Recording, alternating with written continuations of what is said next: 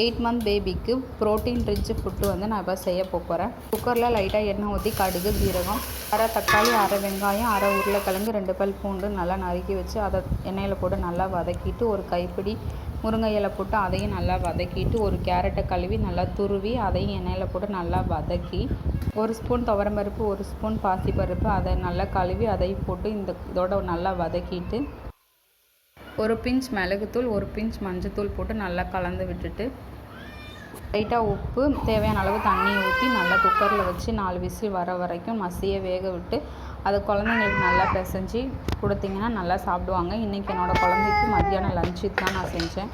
இதுதான் இன்றைக்கி மத்தியானம் கொடுத்தேன். நல்லா சாப்பிட்டாங்க. நீங்களும் உங்களோட குழந்தைங்களுக்கு இது மாதிரி டெய்லி செஞ்சு கொடுத்திங்கன்னா நல்லா சாப்பிடுவாங்க. இது மாதிரி வீடியோ பார்க்குறதுக்கு என்னோடய சேனலை சப்ஸ்கிரைப் பண்ணி வச்சுக்கோங்க. தேங்க்யூ நண்பர்களே. பாய்.